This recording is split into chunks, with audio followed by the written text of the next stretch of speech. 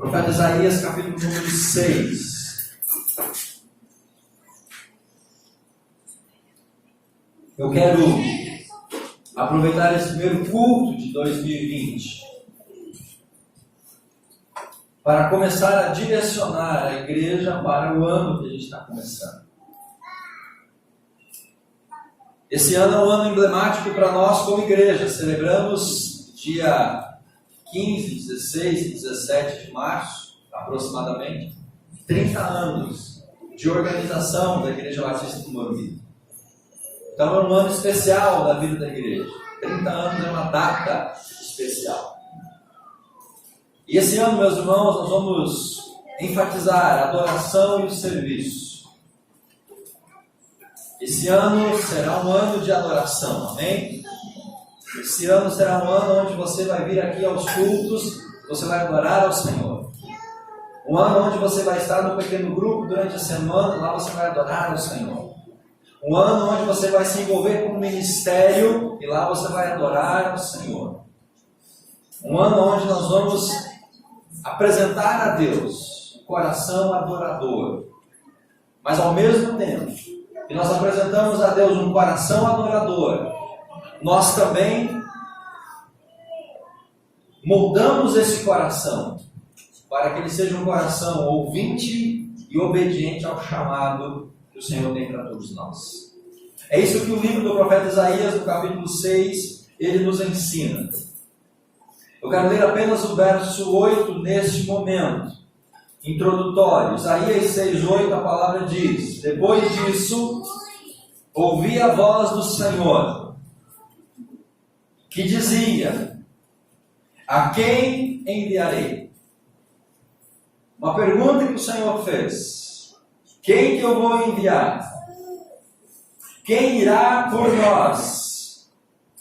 Aí o profeta Isaías então responde: eu disse, eis-me aqui, envia-me a mim. Meus amados, o profeta Isaías, no capítulo 6, ele nos mostra essa experiência dupla. A experiência de uma pessoa que foi adorar a Deus. Em adorando a Deus, ele ouve o chamado para o serviço. O chamado para aquilo que Deus queria que Isaías fizesse. E é nessa perspectiva que nós queremos nesse ano avançar.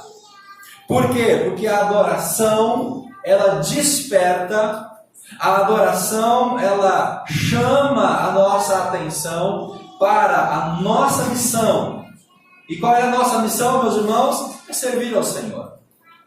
Então o coração adorador é aquele coração que vai ser despertado para cumprir a missão que o Senhor tem para todos nós. E eu gostaria, em nome de Jesus, que você, como membro dessa igreja, pudesse ser desafiado pelo Senhor, para que nesse ano você se torne ainda mais um adorador.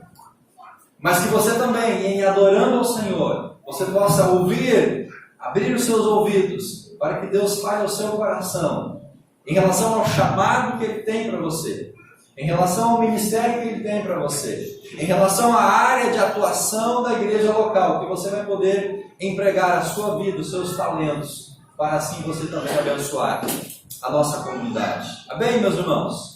Adorar e servir são as duas perspectivas primordiais da nossa vida. Adorar e servir são duas disciplinas que todos nós devemos desenvolver diariamente. Nós não podemos sobreviver sem essas disciplinas essenciais, a adoração e o serviço. Você é chamado para adorar ao Senhor, mas além de adorar, eu e você somos chamados também para servir ao Senhor. Se você é um verdadeiro adorador, você vai ser despertado para o serviço que o Senhor tem para a sua vida. O mesmo Deus que te desperta para adorá-lo é um Deus que espera agora então que você possa servi-lo com todos os seus talentos e de todo o teu coração. A igreja em células, o ministério, usa uma frase que está no seu informativo, na pastoral, que você pode ler depois ao final. E essa frase, ela resume essa ideia de adoração e serviço. É uma frase que diz mais ou menos assim: eu venho para adorar, e então eu saio para servir. É a ideia de que a igreja se reúne na celebração do culto, como nós estamos agora à noite. Viemos aqui para adorar ao Senhor. Nós viemos aqui para buscar, para celebrar, para aprender mais do Senhor. E quando terminar esse culto, que você deixar esse templo, você vai ser enviado pelo Senhor para o segundo propósito. Você vai ser enviado para servir ao Senhor no contexto aonde você está. Essa é a ideia do profeta Isaías no capítulo número 6. Aquele homem que foi ao templo, ele estava adorando ao Senhor. E lá ele então ouve o chamado para que ele pudesse servir a esse Senhor. Meus irmãos, nós precisamos entender isso que o Senhor tem para todos nós. Essa foi a experiência do profeta Isaías. E em nome de Jesus, que não seja apenas a experiência do profeta Isaías, mas que seja a minha experiência, mas que seja a sua experiência nesse ano de 2020. Toda vez que a gente vier aqui para adorar ao Senhor, a gente possa ser tocado, a gente possa ser sensibilizado, a gente possa ser moldado pela presença do Espírito Santo. E essa adoração, ela possa incendiar o nosso coração, para que a gente então atenda o chamado do nosso Deus. O contexto do capítulo 6 do profeta Isaías, a sua Bíblia está aberta aí nesse texto, mantenha ela aberta. O contexto do capítulo 6, ele traz essa ideia. O profeta Isaías, ele foi ao templo para oferecer a sua adoração a Deus. Lá no verso 1 diz que no ano em que morreu o rei Uzias, ele viu o Senhor assentado num alto e sublime trono. Ele descreve, então, a presença de Deus tomando todo o templo. Ora, meus irmãos, Isaías estava no templo. E ele vai ao templo, no meu entendimento, justamente para apresentar ao Senhor a sua adoração, o seu culto, tal qual eu e você estamos fazendo nesta noite. Viemos aqui para contemplar e adorar ao nosso Deus. Isaías vai ao templo para orar e adorar ao Senhor. E lá no templo, Deus se manifesta de maneira tremenda e grandiosa na vida daquele homem. Lá Deus se manifestou. Ele ouviu o chamado para servir. E ele não se omite. O verso 8 que nós lemos, amados, nós vemos a resposta do profeta Isaías. Deus está perguntando: eu preciso de alguém que vá. Eu preciso de alguém que se candidate. E Isaías, então, ele não olha para o seu redor e diz assim: meu irmão, vai você. Ou o profeta, vai você. Não, Isaías, ele entende que aquele chamado era para ele. E eu contemplo aqui na leitura do texto Isaías batendo no peito e dizendo assim: Deus, pode deixar comigo. Eu estou aqui. Pode me enviar, que eu vou servir ao Senhor. Meus irmãos, nós não podemos vir para adorar e ficar indiferentes ao chamado que Ele tem para o serviço. Nós não podemos vir para o culto celebrar a Deus, sairmos daqui cheios da presença do Senhor e não despertarmos para o serviço que Ele tem para cada um de nós. O problema de hoje é exatamente os extremos de adoração e serviço. Muitas vezes nós pendemos a balança para o extremo da adoração. A gente adora, a gente contempla, a gente exalta, a gente canta, a gente glorifica, a gente chora, Nós somos impactados com a adoração, a gente oferece um culto tremendo ao Senhor, mas a gente é negligente no serviço. Ou, numa outra perspectiva, a gente pende a balança para o lado do serviço. A gente trabalha muito, a gente serve muito, a gente faz muito para o Senhor, mas um coração vazio de adoração. Os irmãos percebem, amados, que essas duas perspectivas precisam caminhar juntas. Eu não posso apenas contemplar o Senhor em adoração e me omitir no serviço. E da mesma maneira, não há como eu servir ao Senhor sem estar pleno na adoração ao nosso Deus. Porque serviço sem adoração vira assistencialismo exacerbado. Se eu sirvo, mas eu não adoro, eu faço apenas um assistencialismo. E Deus não quer que a gente seja assistencialista. Na outra perspectiva, quando a gente adora, mas a gente não serve, isso se torna apenas um exercício vazio da nossa adoração ao Senhor. Adoração sem serviço vira fanatismo vazio de significado. Então, meus irmãos, o que Deus quer de nós? Para o ano de 2020, para esse primeiro domingo e para a nossa vida. Deus quer que sejamos adoradores, como Isaías, amém? Mas Deus também quer que a gente entenda, atenda ao chamado para o serviço que Ele tem para todos nós. Jesus, Ele repreendeu os fariseus, os escribas. Jesus repreende aqueles homens porque eles eram zelosos com a lei. Eles eram zelosos com o serviço religioso. Eles se empenhavam em ensinar a lei, mas eles eram homens vazios de adoração. Então Deus não quer que a gente seja um fariseu, que a gente trabalhe, que a gente sirva, mas que tenha um coração vazio. Não, o Senhor quer que a gente possa servir de coração cheio da presença do Senhor. Em João capítulo 4, quando Jesus se encontra com a mulher samaritana, Jesus diz para aquela mulher: olha, Deus está procurando pessoas. E Jesus diz: pessoas que sejam verdadeiros adoradores, que adorem ao Pai em espírito e em verdade. Meus irmãos, quando a gente conseguir se tornar esse verdadeiro adorador, como Jesus fala com a mulher samaritana em João capítulo 4, a gente vai poder então, a partir dessa adoração, servir ao Senhor, e assim a gente vai poder glorificar o nome dEle. É esses adoradores que o Senhor está procurando, verdadeiros adoradores, que adorem em espírito e em verdade, mas que a semelhança do profeta Isaías entendam o chamado para o serviço que Ele tem para todos nós. Amém? Amém. Você está ouvindo a voz do Senhor já no seu coração? Já está ouvindo o despertar de Deus, dizendo: olha, eu preciso de você para fazer isso nesse ano.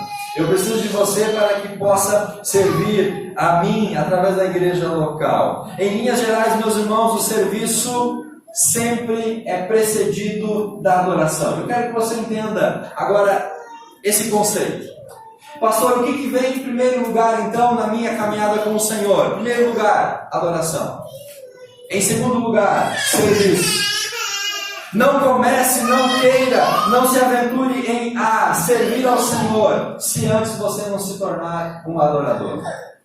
Deus quer que primeiramente a gente se torne um adorador. Então a adoração vem em primeiro lugar. A adoração, ela precede o serviço. A adoração é o pontapé inicial nessa jornada. Nós precisamos começar a nossa empreitada com o Senhor, servindo a Ele. Porque quando a ordem é invertida, ou seja, quando o serviço vem primeiro que a adoração, esse serviço vai ser vazio da presença, da ação, da atuação do Espírito Santo. E Deus não quer um serviço vazio. Deus quer um serviço pleno, um serviço regado pelo Espírito do Senhor. E se você ler o livro do profeta Isaías, todo ele, você vai ver que o profeta Isaías começa o seu ministério, capítulo 1, capítulo 2, capítulo 3, capítulo 4, capítulo 5, sem ter aquela experiência de uma verdadeira adoração. E a partir do capítulo 6, o ministério do profeta Isaías, ele é tremendamente modificado, porque ele começou a servir sem primeiro ter uma experiência de adoração. Mas agora no capítulo 6, quando ele tem a experiência de adoração, o ministério de Isaías se torna muito mais eficaz. Então, amado irmão, primeira coisa, nesse ano, concentre-se em adorar ao Senhor. Nesse começo de ano, reveja as suas disciplinas espirituais. Nesse pontapé inicial, pare, reflita, avalie. Você é um adorador? Você tem sido um adorador? Você tem adorado ao Senhor? Você tem buscado Ele acima de tudo? Você tem empregado tempo, disposição para poder estar na presença do Senhor, em oração, em consagração? Esse é o primeiro passo que Deus espera de nós. Deus quer que a gente se torne, em primeiro lugar, adoradores. E a partir de então, nós vamos poder ser enviados como servos obedientes. Amém? Se hoje faltam servidores na igreja, se hoje nós temos lacunas ministeriais que ainda não foram preenchidas, meus irmãos, isso pode ser um sintoma de que faltam adoradores. Quando a igreja ela não preenche as lacunas ministeriais que ela pode desenvolver, é porque esta igreja ela está sofrendo da ausência de adoradores. Porque o adorador, naturalmente, ele vai se tornar um servidor. Aquele que adora, ele vai se colocar à disposição do Senhor para servir. Então, se nós temos uma comunidade local, se nós temos uma igreja, onde lacunas de serviço ainda não foram preenchidas, isso é um sintoma de que algumas pessoas, elas ainda permanecem sendo aquilo que eu vou chamar aqui de consumidores da fé. E por isso, não serão servos abnegados e dedicados a servir. Amados, aquele que é consumidor da fé, ele não se preocupa com o serviço. Aquele que quer apenas se sentir bem, aquele que quer uma igreja para servi-lo, aquele que quer uma igreja para que possa... Mas ele não se torna um servo. Porque o servo é aquele que primeiro se tornou um adorador. Então, se há lacunas ministeriais, é sintoma de que ainda precisa algumas pessoas deixar de serem consumidores da fé, ter um encontro real e transformador com Jesus, para se tornarem servos e poder servir ao Senhor. Amém? Que não sejamos nós esses que ainda não se tornaram adoradores. Que não sejamos nós esses que ainda precisam ter essa experiência com o Senhor. E se porventura, meu amado, você ainda é um consumidor apenas da fé, se ainda você não é um adorador, nessa noite você pode virar essa chave na sua vida. Nessa noite você pode assumir um compromisso com o Pai e dizer: Deus, a partir de hoje eu não vou ser mais consumidor da fé. Eu não vou apenas mais sentar na igreja. Eu não vou lá apenas para receber o culto. Eu não vou lá apenas para ser ministrado. Eu quero a partir de hoje servir ao Senhor. Eu quero a partir de hoje me integrar. Eu quero a partir de hoje dedicar tudo que eu tenho para que a obra do Senhor avance e pessoas sejam alcançadas. Amém, queridos? Vamos avançar no texto do profeta Isaías. Eu separei aqui algumas questões mais objetivas para a gente compartilhar nessa noite. E a primeira objetividade do texto é justamente olharmos para o profeta Isaías como o adorador. Aquela adoração a Deus. E essa perspectiva de Isaías como adorador, nós encontramos do verso 1 até o verso número 7, que é o contexto dessa passagem bíblica. Então, nesse primeiro momento, eu quero que você foque a sua atenção na necessidade de adoração a Deus. Adoração a Deus. Adoração ao único Deus, ao único Senhor, aquele que é o Senhor Todo-Poderoso. Deus não divide a sua glória, Deus não divide a sua honra. Deus quer de nós exclusividade na adoração a Ele. Tem que ser o único Senhor e o único adorador. Isaías, ele nos apresenta aqui um contexto ideal, um contexto comum para a adoração. Qual que é o contexto em que Isaías está adorando a Deus, meus amados? É o templo. Então, o adorador é aquele que vai ao templo e lá no templo ele se encontra com o Senhor. Pastor, mas então adorar a Deus é só na igreja, no templo? Não. O templo é um dos lugares, porque além do templo, nós também adoramos a Deus na nossa casa, nós adoramos a Deus no pequeno grupo, nós adoramos a Deus no nosso trabalho, nós adoramos a Deus quando fazemos uma visita para uma pessoa. O adorador, ele contempla a Deus em todas as esferas onde ele se encontra. Mas o contexto da passagem bíblica, meus irmãos, ela nos aponta aqui para o profeta Isaías estando exatamente no templo e lá ele está adorando ao Senhor. Por isso eu digo, que bom que hoje você veio ao templo para adorar ao Senhor. Amém? Que bom que você está aqui hoje, porque se você está aqui, é porque você veio com o coração desejoso de adorar ao nosso Deus. E quando Isaías vai ao templo para adorar a Deus, a visão de Isaías se torna uma visão de adorador. A visão do adorador precisa estar apontada em 3 direções. O adorador precisa olhar para Deus. olhar para o Senhor. O adorador precisa contemplar o Senhor, a sua santidade, a sua grandeza, o seu poder e a sua autoridade. O texto que nós estamos lendo, no capítulo 6, o versículo 2 diz: acima dele, Isaías está descrevendo aqui a visão que ele teve do Senhor. Havia os serafins, uma categoria de anjos, verso 2. Cada um tinha 6 asas, com 2 cobriam o rosto, e com 2 cobriam os pés, e com 2 eles voavam. E clamavam uns aos outros, dizendo: Santo, Santo, Santo é o Senhor dos exércitos. Toda a terra está cheia da sua glória. A primeira visão do adorador, meus irmãos, tem que ser essa visão da grandiosidade, da santidade, do poder e da autoridade do nosso Deus. O adorador é aquele que olha em direção a Deus, é aquele que contempla a Deus. Mas ao mesmo tempo, o adorador tem uma segunda visão. E essa segunda visão, ela vai ser em direção a si mesmo, em direção à sua vida, em direção às suas necessidades, em direção aos seus pecados. O profeta Isaías, ele diz no verso 5: ai de mim.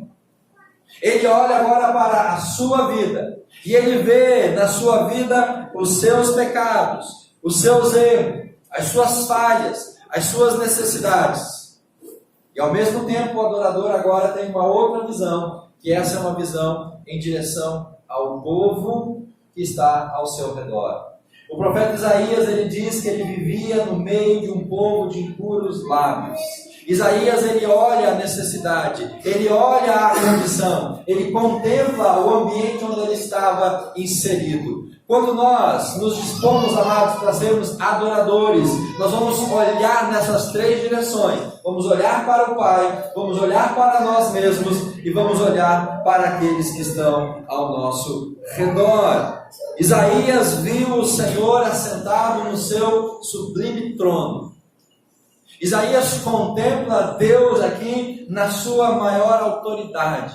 Aquele que é Senhor dos senhores, aquele que é o Rei dos reis, aquele que está acima de tudo. Nós, quando chegamos na presença dele para adorá-lo, meus irmãos, não podemos nos contentar a não contemplar Deus na sua grandiosidade.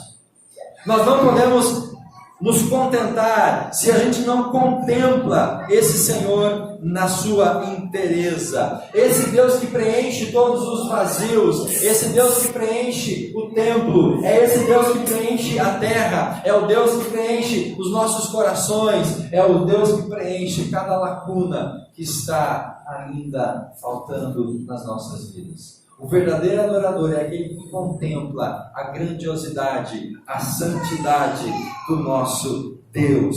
E quando a gente está diante desse Deus, a gente precisa tremer, meus irmãos. A gente precisa tremer. A Bíblia diz que Isaías, ele teve aquela visão.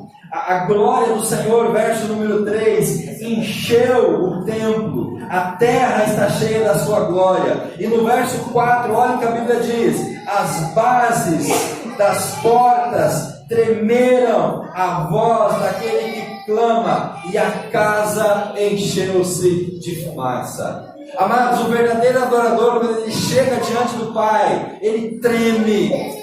Ele treme diante do poder, da autoridade e da grandeza desse Deus. Da mesma maneira, no livro do Êxodo, capítulo 19, verso 16 ao verso 20, quando Moisés ele sobe ao Monte Sinai, o texto do Êxodo diz que Deus ele se manifesta ao povo de Israel no alto do Monte Sinai. A Bíblia diz que aquele monte foi coberto com uma nuvem, raios, relâmpagos, trovões emanaram daquele lugar. A Bíblia diz que o monte todo tremeu, porque a presença de Deus pairou naquele lugar. Então, meus irmãos, quando a gente busca a Deus, quando a gente se apresenta diante do Senhor, nós estamos diante desse Deus que é soberano. E a presença desse Deus precisa fazer com que a gente trema, com que a gente estremeça, por conta da sua santidade, por conta da sua grandiosidade, por conta do seu poder e da sua autoridade. Amém, queridos? Qual que é o problema de hoje em relação aos adoradores? Amados, hoje o homem, ele não quer adorar. Hoje o homem, ele quer ser adorado. Infelizmente essa é uma verdade. Muitas pessoas elas vêm à presença de Deus não para ser adorador, mas para que ela seja um objeto da adoração. E é por isso que hoje nós temos cultos focados no homem. Hoje o culto não é mais focado no Senhor, na santidade, na sua grandeza. Hoje, infelizmente, muitos cultos são focados no homem, são focados nas emoções. Cultos focados no homem e nas emoções são cultos que não confrontam mais a nossa condição, não confrontam mais o pecado. A presença do Senhor, diz Isaías, encheu o templo. Mas hoje, amados irmãos, a presença do Senhor já não basta. A presença do Senhor já não é suficiente. A presença do Senhor já não atrai. Por isso, em muitos contextos, é preciso usar aquilo que eu chamo aqui de gatilhos sensoriais. E o que são gatilhos sensoriais? Luzes, cores, sons e outras coisas que possam despertar nas pessoas uma sensação, uma emoção, um êxtase. Esses gatilhos sensoriais, eles são usados para tocar o coração egoísta daquele homem que não vai mais ao templo para ser um adorador, mas ele vai lá para ele ser o objeto daquela adoração. Meus irmãos, nós estamos vivendo dias difíceis. O que é adoração? Adoração é encontrar-se com Deus, reconhecer que Ele, como Deus, enche a terra com a sua glória. Adoração é se encontrar com o Senhor, meus irmãos. E para que isso aconteça, a gente não precisa de espetáculo, a gente não precisa de shows, a gente precisa apenas apresentar a Ele nosso coração. Assim como o profeta Isaías, que vai ao templo, e lá ele é inundado, lá ele é impactado, lá ele é tomado com aquela presença grandiosa do nosso Deus. Qual que é o resultado dessa adoração? Verso número 5. Se você está disposto a ser um adorador, entenda que a adoração, ela gera um resultado. E esse resultado está no verso 5. Isaías disse: ai de mim, eu estou perdido, porque eu sou um homem de lábios impuros, e habito no meio de um povo de impuros lábios. Os meus olhos viram o Rei, o Senhor dos Exércitos. Amados, qual que é o resultado da adoração? Consciência de pecado. Consciência da nossa fraqueza. Consciência da nossa finitude. Consciência da nossa dependência do Senhor. Quando a gente de fato sente a presença de Deus e a gente adora o Senhor como é para acontecer, nós vamos ser inundados com essa perspectiva do profeta Isaías. Meus irmãos, nós vamos dizer: ai de mim, porque eu estou perdido, a minha condição pecadora diante desse Deus soberano, eu não tenho saída, eu não tenho escapatória, a minha condição é uma condição que precisa ser transformada. Isaías, ele vê o Senhor, ele olha para si, ele vê o seu pecado. Da mesma maneira como o apóstolo Pedro, lá em Lucas capítulo 5, verso 8, quando Jesus multiplica os peixes, depois daquela pesca maravilhosa, Pedro chega para Jesus, e Pedro diz assim: Senhor, afasta-se de mim, porque eu sou pecador. Amados, se nós chegamos diante do Senhor para adorá-lo, e a gente não tem uma convicção, uma consciência de pecado, nós não estamos adorando ao Senhor. Nós não estamos adorando ao Senhor. Hoje as pessoas não veem o Senhor como Isaías viu o Senhor, e olhou para si e viu os seus pecados. E porque as pessoas não veem o Senhor, elas ficam olhando não mais para o seu pecado, mas elas olham para o pecado de quem está do seu lado. Elas não olham mais para os seus defeitos, elas olham para os defeitos daqueles que estão ao seu redor. Elas não olham a sua condição, elas olham a condição daqueles que estão ao seu redor. E se você ler os 5 primeiros capítulos do profeta Isaías, você vai ver Isaías olhando, identificando e acusando os defeitos da nação. Mas depois que ele se encontra com o Senhor, ele já não olha mais os pecados da nação, porque ele olhou agora os seus pecados. E ele viu que tão pecador quanto era a nação que ele estava condenando, era ele mesmo, o próprio profeta Isaías. Por isso, irmãos, ir para a igreja e não mudar nada na nossa vida é um sintoma de falta de adoração. A gente está na presença de Deus e nada mudar no nosso ser é falta de um encontro real e transformador com Jesus. Porque nenhuma pessoa que se encontrou de fato com Deus permaneceu a mesma ou ficou igual à condição que ela estava. Adoração deve gerar santidade. A adoração tem que trazer em nós um senso de pecado e uma necessidade de santidade. Caso contrário, não passa de entretenimento gospel. Não passa apenas de uma reunião, de uma celebração, de qualquer coisa. Mas não é uma verdadeira adoração.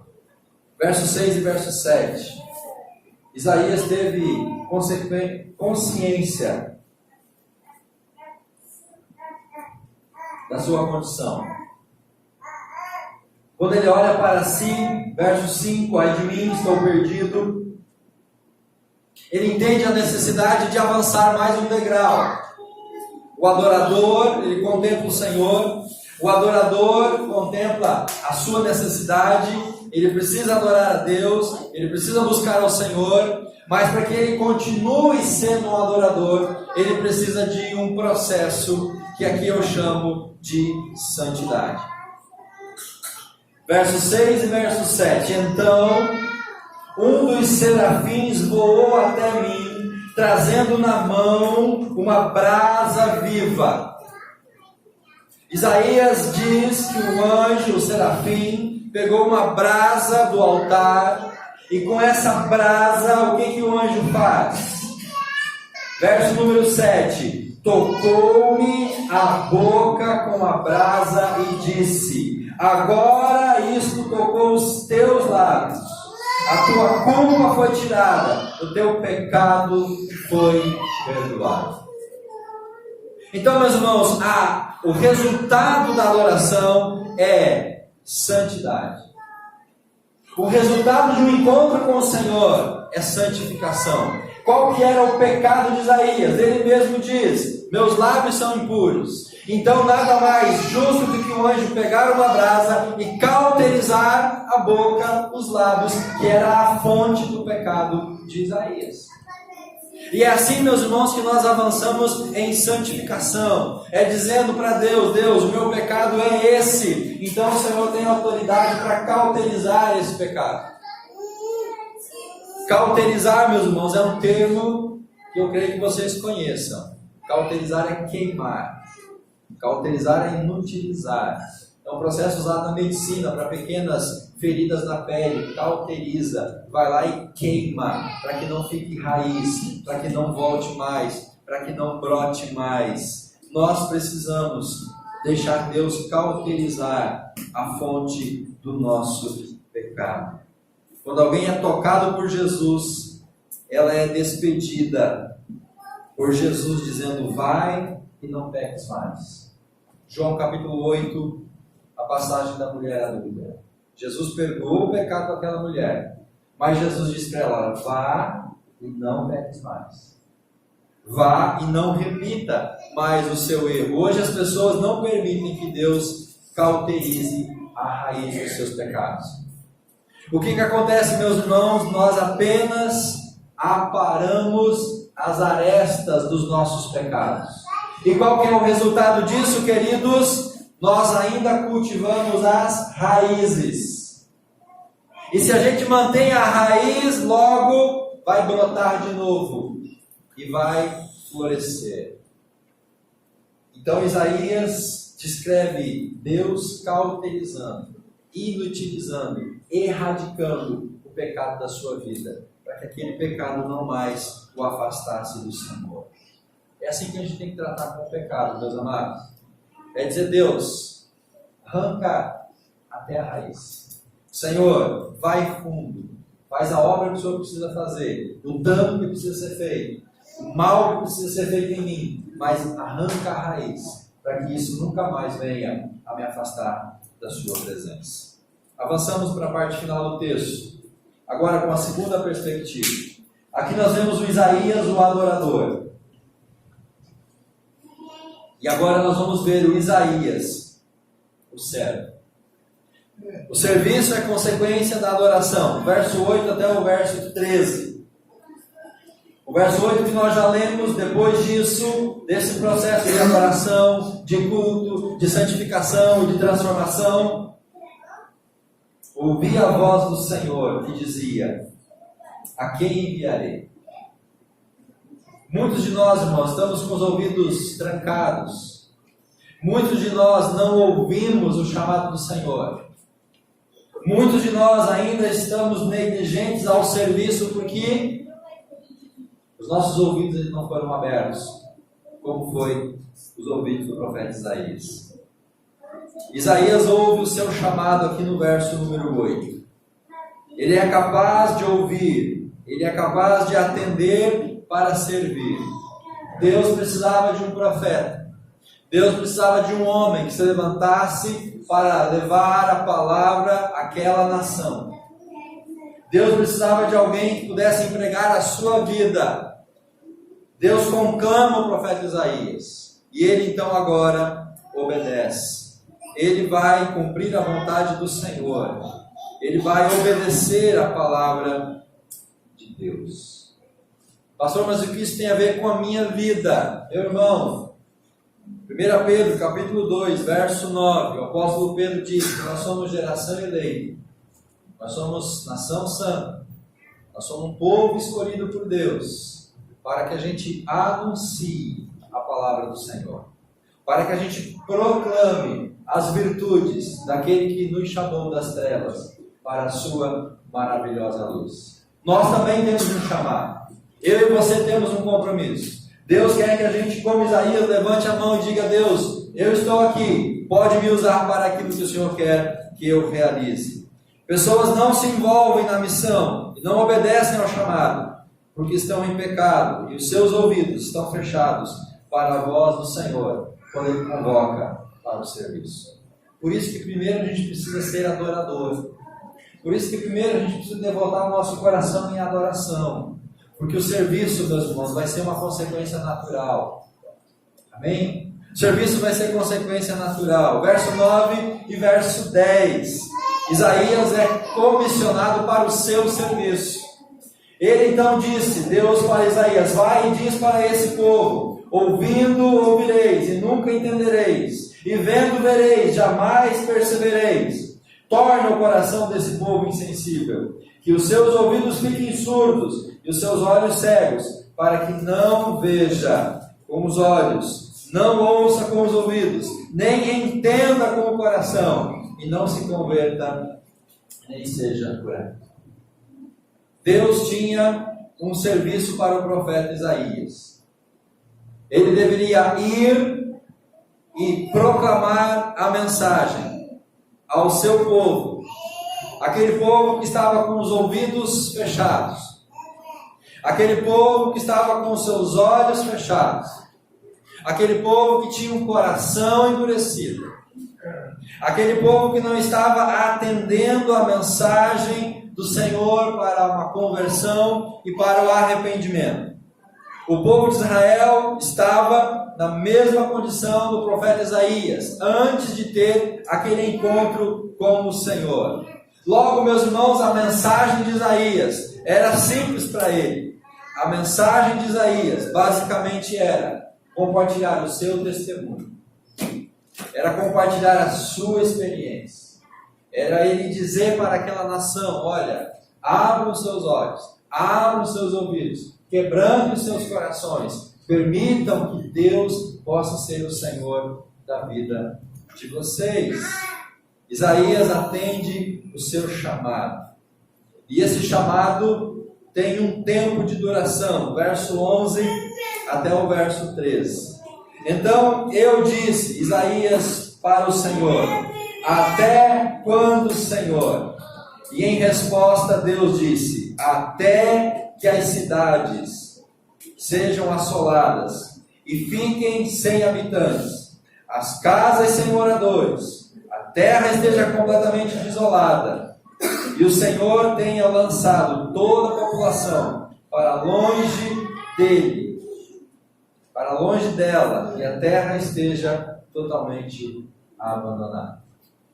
Pastor, quanto tempo durou o ministério de Isaías? Segundo as minhas contas, os meus cálculos, o profeta de Isaías durou mais ou menos 60 anos. 60 anos pregando para aquela nação.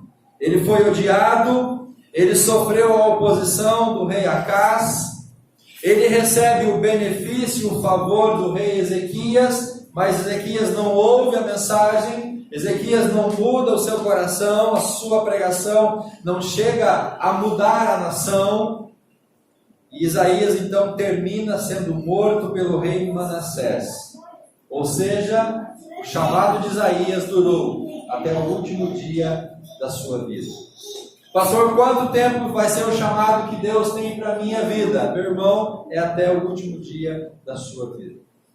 Nós não tiramos férias, nós não damos folga para Deus, Deus não dá folga para nós. Todos os dias, aonde a gente estiver, ali nós vamos cumprir o nosso chamado para com o nosso Deus. Cada discípulo é desafiado a ser fiel em todas as épocas, diante de todas as pessoas, sem negociar a mensagem do Evangelho, sem negociar a essência do Evangelho, mesmo que isso custe a sua própria vida.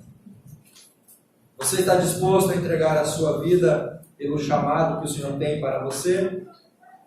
O Senhor te chama, me chama, e nós devemos então dizer como o profeta Isaías: eis-me aqui, para que a gente não seja servo negligente aos olhos do Senhor.